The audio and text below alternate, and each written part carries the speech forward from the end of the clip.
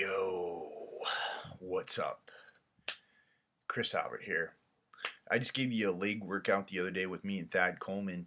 Uh, Yesterday we ended up doing some chest, and when we did our leg workout the other day, we mostly focused on quads. We did one hamstring exercise. So, one thing I don't want to come across to you guys as, because there's a lot of people out there who are like, oh, we're going to do squats and we're going to do leg presses and we're going to do, leg extensions. And then after we're all done with that, we're going to have these super pump quads. And then we're going to work some hamstrings and calves super quick. No, hamstrings require, for me at least, a dedicated workout because I really want to improve that body part. In fact, I'm committing to all of you that I will have better hamstrings at my next competition than I did at my last competition. So this workout was a dedicated hamstring workout. I hope you enjoy it. I actually go a little bit heavy. I can't go too heavy yet because I'm still a little bit fresh out of my show. But within a couple of weeks, you're going to see me heaving some weight on those Romanian deadlifts. So, don't you love my freaking stubble on my face? Isn't it fucking manly? Yeah, I know you do. Check you guys soon. Check out my workout.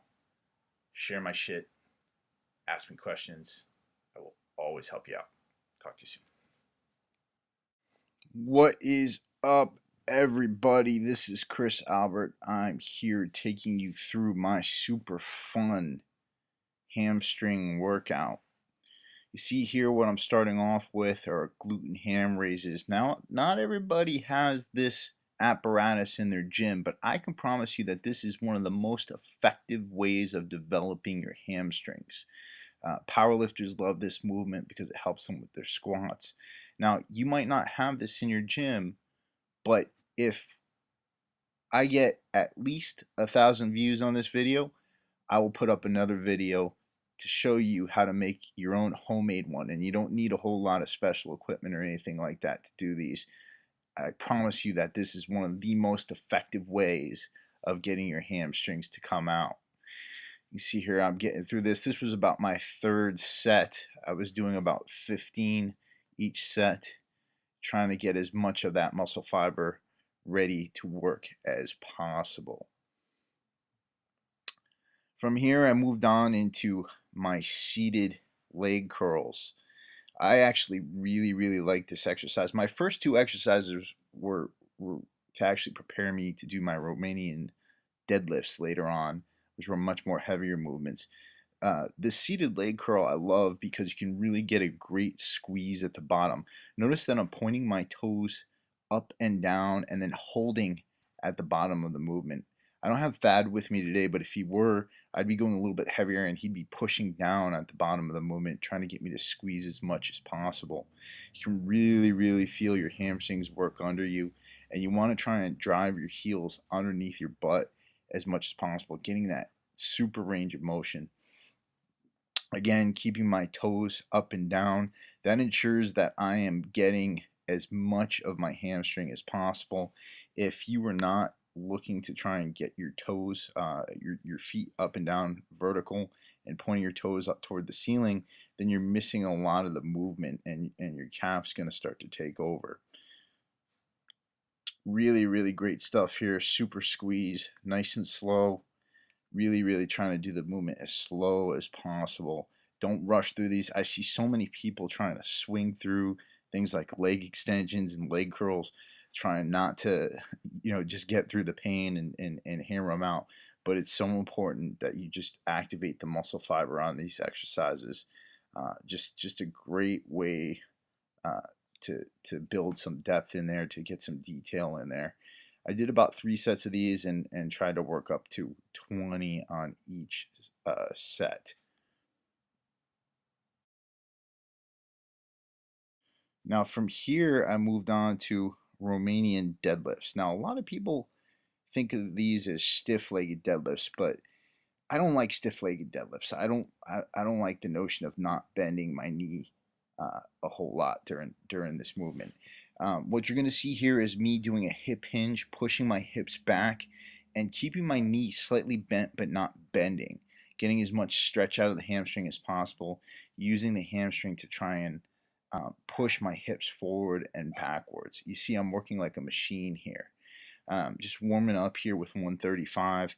My whole aim today was to try and go to 315 and get about 15 reps, which I did, and you'll see a little bit later. I really had to warm up for this. I'm just fresh out of my show about 2 weeks, and I still don't have a lot of water in my joints or in my muscles or anything like that. So I'm trying to avoid injury. Only went up to 315. I can assure you in the future you'll see me go a little bit higher with this movement.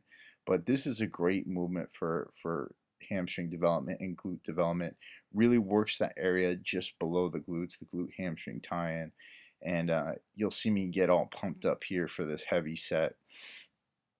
One thing I want you to notice about this is that my back stays straight throughout this movement. I try to tabletop my back. Yes, I'm using hitches or straps, but that's because I'm trying to get as much volume as possible out of this movement. Hamstrings don't really respond to under 12 repetitions very well. You want to get a lot of volume into your hamstrings in order to get them to respond.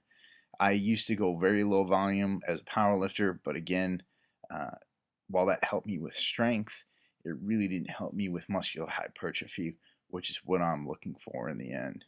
Now you can see me getting ready for this. I got my headphones in. Normally when I'm training, I listen to either Wu-Tang or some sort of 90s hip hop. I'm not a big fan of today's hip hop. I don't like Lil Wayne or Rick Ross. I think they're all imposters. But Wu-Tang Clan is the shit. A lot of times I'm listening to corny 90s dance music too. So I'm pretty much a child of the 90s.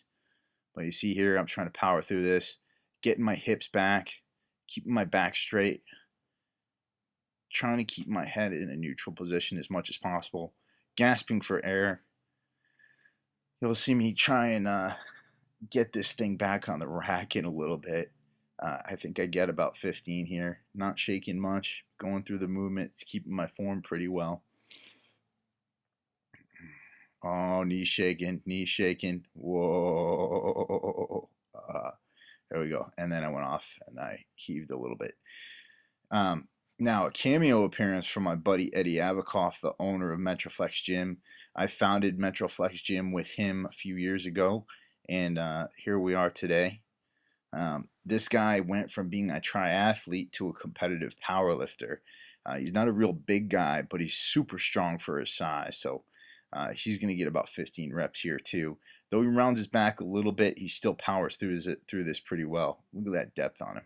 Really good. I think most of the power comes from the beard. I think the beard is really helping him there. That's why I'm trying to work on one myself right now. I don't know if you noticed, I got tons of stubble. It's super itchy, but, you know, at the end, men have to be men. So if I'm going to be a man, I'm going to have some facial hair. Look at Eddie powering through this, trying to keep his back straight. He's getting there. He's getting there. Again, this is super good weight for somebody his size. I think he's around 180-something pounds right now. So, I mean, he's repping Romanian Deadlifts with 315. So that's pretty damn good. Getting toward the end, straining a little bit, and then just had to help him out a little bit there with the weight getting back on. But that was super good for him. I finish off here with some single leg curls. I like finishing off like just putting a little bit more blood into the hamstrings.